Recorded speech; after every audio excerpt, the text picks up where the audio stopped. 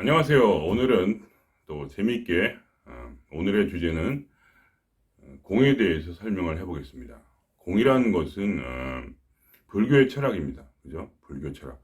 불교라는 것은 하나의 뭐랄까 근본적으로는 사실 우주의 진리에 대해서 설파하는 학문이 아닙니다. 불교는 완전히 자신의 구원에 몰입되어 있는 그러한 것이라고 할 수가 있죠. 물론 석가모니는 제가 볼 때는 틀리셨던 것 같아요. 그분은 이제 완전히 뭐라고 할까, 그 브라만교, 그러니까 과거에 있었던 그 계통에 계셨던 분이에요. 근본적으로 그분들 브라만교의 선사들의 제자였습니다. 그래서 그 여러분들과 함께 공부를 하면서 불안교는 근본적으로 종교예요. 그거는 신을 믿는 종교입니다. 그래서 그 모든 사상을 대부분 받아들이셨고, 음, 물론 같진 않죠. 그렇지만 그 대부분의 예를 들면 브라만교의 만물일여라는 사상인데 모든 것이 다 하나라는 뜻입니다.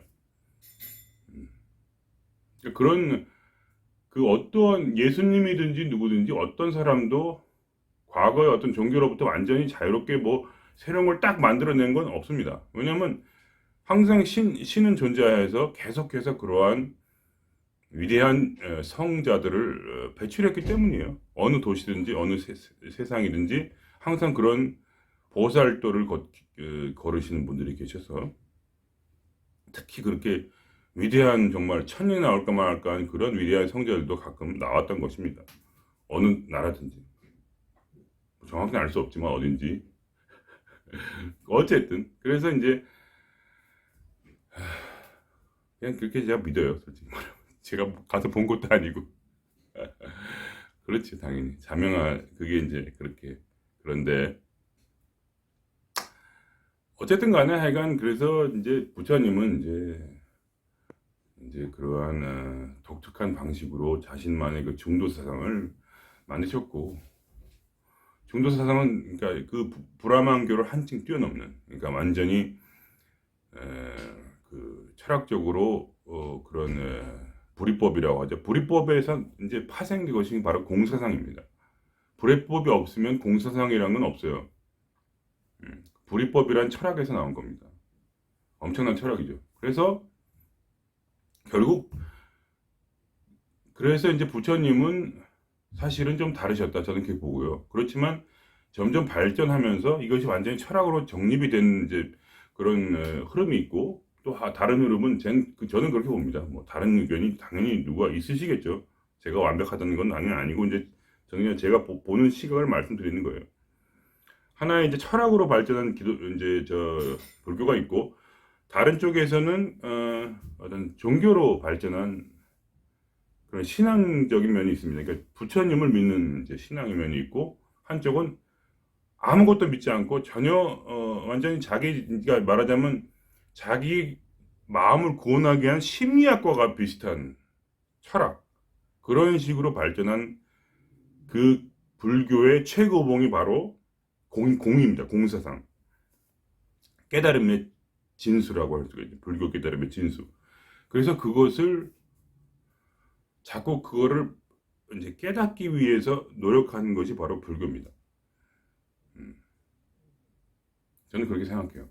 그래서 이 공이라는 건 그러니까 절대로 감각할 수 없는 이제 이데아의 세계예요. 그러니까 절대로 감각할 수 없는, 아무것도 없는 거예요. 그러니까 한마디로 아무것도 없다. 에너지도 없고 뭐 죽음과 삶도 없고 아무것도 없어. 그것을 받아들이는 것, 그것을 깨달음으로 받아들이는 것이 바로 불교다.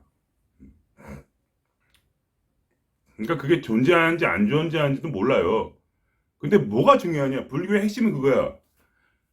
다 방편이다. 그게 하나의 더 위에 올라가는 이 불교 철학의 더 위에 올라가는 세상이 바로 공보다 더 위에 있어. 그건 그게 뭐냐? 방편이다. 다. 전부 다 방편이다. 그러니까 공도 방편이고 부처님도 방편이고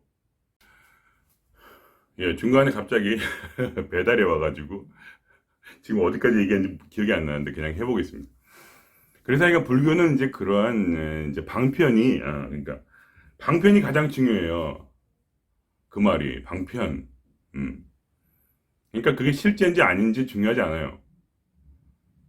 그것을 내가 감각할 수 있으면 되는 겁니다. 마음의 깨달음으로 받아들이고 그것을 그러니까 내 삶에서 감각해서 내 마음이 실제로 공이 되는 것. 그게 중요한 겁니다. 그걸 아셔야 돼요. 실제 공이 있느냐 없느냐 그거는 모릅니다. 예, 몰라요. 인간으로서 알 수 있는 범위가 아니야. 그것은 중도 불이법에서 나온 파생된 하나의 깨달음입니다. 그냥 하나의 그냥 그거예요. 그냥. 그래서 그걸 방편으로서 그게 뭐 그러니까 그런 철학으로서 기독교는 뭐냐? 그게 상관없어요. 그냥 얘기해 주는 거예요. 얘기하고 들으라 이거야 그냥. 그걸 뭐 어떻게 하라는 게 아니에요. 그냥 들어. 깨달음으로 들어. 그래서 그걸 깨달아지면은 그래서 그걸 내 마음속에 감각을 하게 되고 그러면 그게 마음이 바로 바운더리 그러니까 경계를 사라지게 합니다. 결과가 중요한 거예요. 그걸 아셔야 돼요. 그러니까 기독교의 모든 것은 뭐 진리냐 아니냐 그런 게 필요 없고 당연히 진리겠지만 어쨌든 제 말은 이제 방편이라는 면에서만 본다면 진리겠지만 방편이라만 말로만 본다면 사실은 그게 진리냐 아니 상관없어요. 진리냐 아니냐란 그런 말조차도 불이법에 의하면은 진리와 비진리가 둘이 아니야. 경계를 계속 사라지게 해. 진리와 비진리의 경계를 사라지게 하고 너와 나의 경계를 사라지게 하고 세상과 나의 경계를 사라지게 하며 나와 공기사의 경계를 사라지게 하며 그러니까 내가 어디 있어? 경계가 없는데? 내가 어디 있어요? 나를 찾아보세요. 불이법 안에서. 존재하지 않아요. 나라는 것은. 그죠? 그러니까 불교의 철학은 기본적으로 오감과 두 가지 생각과 감정, 그러니까 일곱 가지 오감과 두 가지 생각과 감정 이 일곱 가지를 완전히 벗어버리면 벗어버릴 수 없어요. 당연히. 절대로 벗을 수 없어요. 인간은 육체니까. 그러나 깨달음으로 그걸 깨달음으로 받고 그리고 나서 그거를 그 사이에 뭔가 있는 그 느낌, 그 감각, 그게 없는데도 뭐가 있는 것 같은 그 감각, 그 사이에서 이제 그 느낌을 찾는 겁니다. 그죠? 뭔가 알아차림이란 말이죠. 그런 수련도 하시고, 그런 수련을 하다 보면은 그 뭔가 있긴 있어. 뭔지 모르겠는데 있단 말이지. 그러면서 그 공에 대한 감각을 찾는 겁니다. 뭔가 있는 그 명상법이죠, 그 하나의. 이제 자라차림이란 것은 순수한 명상법이고 그렇지만 철학은 또 뭐냐? 철학 이제 그 공을 찾기 위한 어떤 그런 명상법이고 그 감각을 느끼기 위해서. 다른 면에서는 깨달음, 즉 모든 경계를 그 감각 사이에서 뭔가 모든 경계를 완전히 없애버려서 결국은 모든 걸 무로 돌리는, 즉 공으로 돌린다. 없음으로 돌린다. 그겁니다. 그래서 근데 없음과 있음의 경계를 사라지게 합니다. 그러니까 모든 것이 있고 또 모든 것이 없습니다. 그러니까 있긴 있죠. 보세요. 경계가 없는 마음으로 보세요. 그러면 이 세상에 아무것도 없는데 그래도 뭔가 있다는 겁니다. 알아차림이 있다는 거죠. 그래서 알아차림으로 살아가는 겁니다. 근데 사실은 제 말씀 들어보세요. 뭐를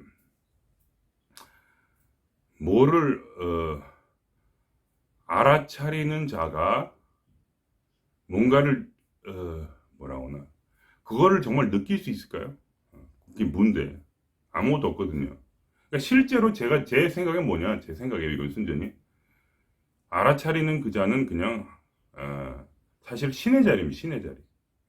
그러니까 인간으로서 뭔가를 알아차린다는 것 자체가 이미 어떤 아무것도 없다는 거에 약간 말이 안 되는 거예요. 그러니까 그게 논리적으로는 어쨌든 알아차리죠. 당연히 알아차리는데 그런 알아차림 감각이 과연 뭔 놈의 감각이 있단 말이죠. 공에 무슨 감각이 있단 말입니까? 그러니까 그 아무것도 없음에 이라는 것은 사실 감각할 수 없는 세계예요. 그거는 그러니까 공을 찾았다고 하지만 제가 볼 땐 죽어버리는 게 제일 빠르고 그걸 알려면 그러니까 우리의 그러니까 결국 감각의 세계로 들어가는 순간부터 그것의 최상 단계는 결국 신이다. 저는 그렇게 생각해요.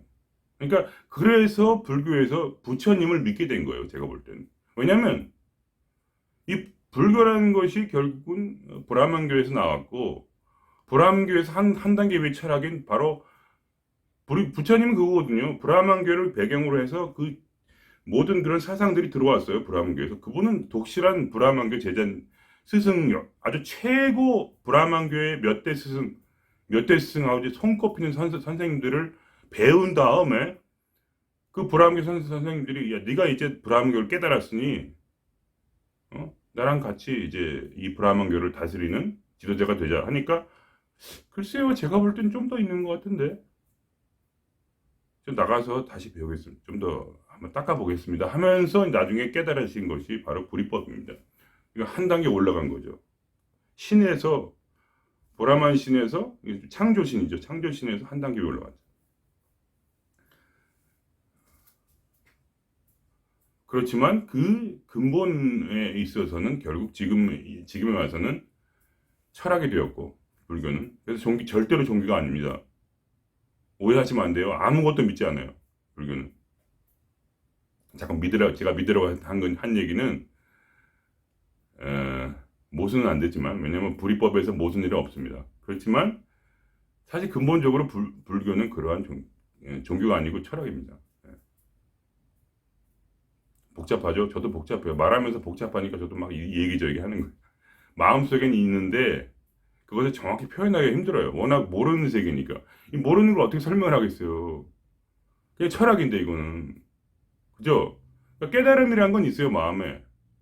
느낌이 있어. 근데 이걸 정확히 얘기하려니까 언어로는 표현 안 되는 원래 세계이기 때문에 논리로 절대로 말할 수 없고 느낄 수도 없는 세계고 한 번도 인간은 절대로 누구도 공을 완벽하게 느낄 수가 없고 그냥 그 어떤 단지 이 이데아의 세계, 공의 세계가 있는데 이것이 이렇게 아니 그게 이데아 그 철학의 이데아가 아니고 제 말은 그런 어떤 이상적 그런 세계인데 그거를 결국 중요한 게 뭐냐? 불교의 핵심은 내 안에 받아들이는 겁니다. 그래서 내가 경계 없는 삶을 살면서 완전한 해방의 삶 사는 것이죠. 그러면서 근데 결국은 오는 것이 뭐냐 나중에 자비는 이미 신의 세계예요. 그걸 아셔야 돼요. 그러니까 신이 만들어 놓은 이 세계에서 내 마음에 자비가 생긴다. 그겁니다. 왜냐면 신의 바로 본성이 자비이기 때문에. 물론 인간의 자비보다 훨씬 높은 자비겠지만 사랑이거든요. 신은 사랑. 그러니까 신이란 것은 공에서 점 하나 찍고 나라는 감각 속에서 신이 결국 처음 만든 것이 로고스, 즉 진리와 그리고 감정, 즉 사랑, 진리와 사랑으로 충만한 신의 모습으로 스스로를 만들었다. 그렇게 말할 수 있는 거죠. 공에서 나온. 음. 그러니까 제 얘기는 이게 공이란 건 약간 철학적인 부분이고 실제 우리가 매일 느낄 수 있는 것은 바로 신의 사랑과 신의 진리입니다. 그래서 제가 제 느낌에는 그래요. 제 마음속에 깨달음은 뭐냐? 불교는 그래서 처음에는 철학적인 면이 또 있고 그렇지만 그것이 부처님이 신이지 않습니까? 그래서 법륜을 돌린다는 말이 있죠. 법륜을 돌린다. 즉 세상을 다스린다. 부처님이. 근데 그거를 또 어떤 쪽에서는 이렇게 말을 하는 거예요. 어떤 쪽에서는 이제 신앙으로 믿는 분은 실제로 부처님이 뭔가를 이 세상에 하실 수 있고, 그러나 철학으로 믿는 분들은 그건 다 방편이야. 왜냐하면 그 말을 왜 해? 네 마음을 편하게 해주려고. 너의 마음에 경계를 없애려고. 응? 부처님이 다 하신다고 하면 내 마음에 경계가 없죠. 왜 없어요? 왜냐하면 부처님이 모든 걸 완벽하게 하니까 내 삶에 어떤 실수가 있어요. 아무런 나는 실수하지만 부처님이 실수하지 않아요. 그러므로 결과적으로 모든 경계가 마음에 사라지는 거죠. 뭐 잘 됐다, 잘못됐다, 내 인생이 지금 망조가 들었다, 뭐 잘 된다, 이런 아무것도 없고 부처님의 길을 따라가는 겁니다. 그러니까 그 근본에는 바로 공이라는 것은 결국 무엇이냐? 바로 하나님, 부처님의 어떠한 그러한 능력을 믿을 때 실제로는 우리 안에 생기는 그런 어떤 현상이 바로 공입니다. 공이 먼저 있다고 하지만 또 우리가 신을 믿을 때 우리 안에 공이 생겨요. 왜냐하면 우리가 신을 믿을 때는 모든 바운더리, 경계를 사라지게 하니까. 이해가 되시나요? 예. 이거를 막 그런 식으로 이제 얘기하려니까 말도 안 되는 얘기잖아요. 처음부터. 도대체 뭔지 아무것도 없는 뭐가 있고 막 이런 것 자체가. 그게 말이나 되는 소리입니까? 솔직히 뭐가 있는데 없다. 막 이러면. 뭐가 없는 것 같은데 있는 것 같기도 하고. 있는 것 같기도 없는 것 같기도 하고. 그러니까 그런 건 감각할 수 없고요.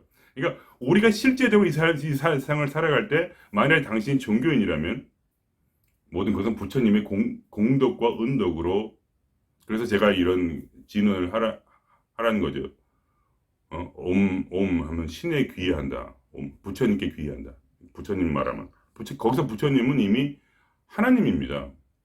옴마니 밤매움 사바하. 그러면 마니 밤매움이 그거래요. 저는 잘 모르죠.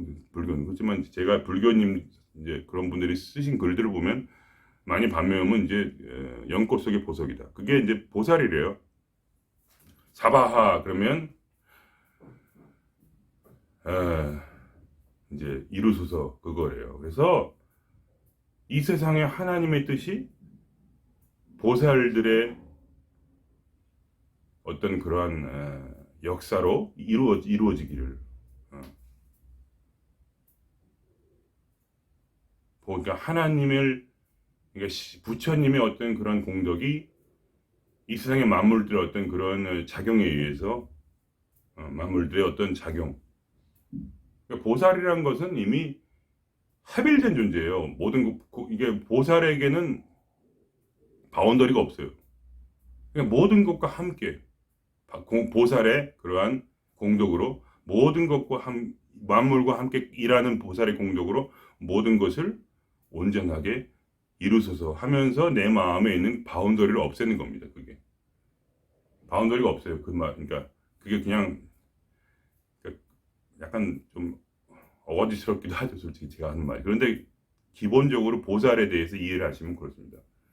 보살이 무엇인지 제대로 이해하시면.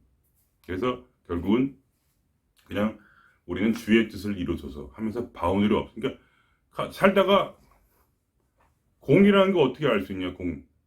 뭐가 이렇게 공이라는 걸 깨달았다면 그냥 뭐가 이렇게 생겼어요. 근데 마음에 안 들어. 근데 그게 왜 마음에 안 들지? 마음에 안 들어요. 마음에 드는 거예요. 다 주님의 뜻이고 부처님의 뜻이니까. 마음에 다 들어요. 마음에 안 드는 게 있다면 이미 그것은 바로 공을 버린 것이에요. 내 마음속에서.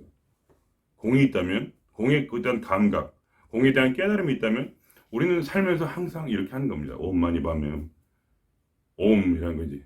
제가 말씀드렸죠. 전신이 바로 진동으로 울려요. 옴이란 것을 분리해서 하면 이렇게 하는 거예요. 이게 옴처럼 들리는데 사실은 그냥 입을 벌리면 그냥 소리가 나는 거죠. 아도 아니고 하면 이렇게 쭉 떨어뜨리면 이 뱃속에 울리고 입을 조금 다듬어 가기 이렇게 닫기 시작하면 이렇게 진동이 아래에서 위로 쭉 끌어올려져 가지고 하는 순간 여기까지 올라가요.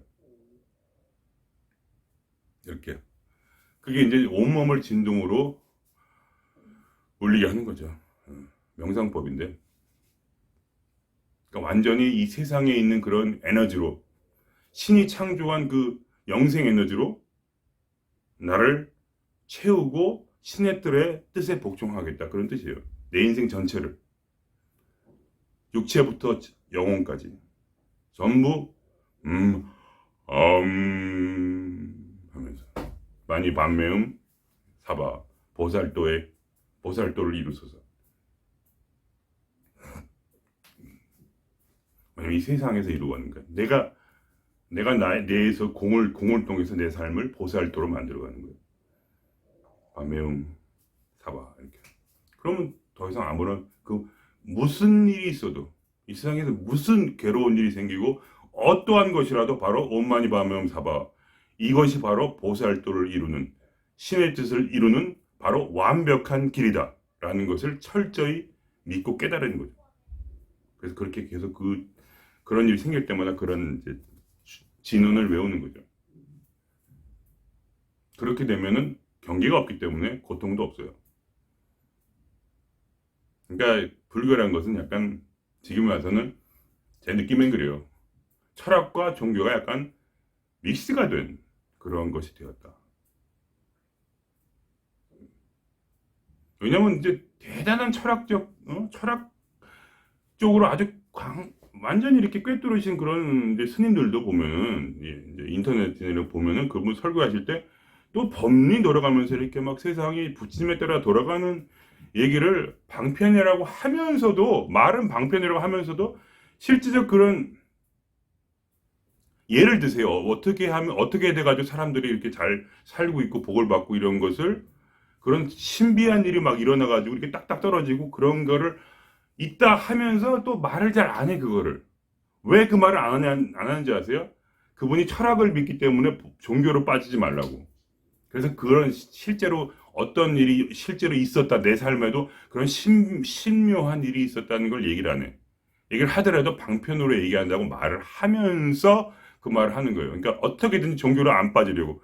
불교라는 건 오로지 철학이며 내 안에 공이라는 그런 감각을 받아서 결국은 내 마음을 자유롭게 하는 것일 뿐이라는 것을 말하고 싶은 그런 의도를 가지고 자꾸 방편이고 이런 말을 하는 거예요.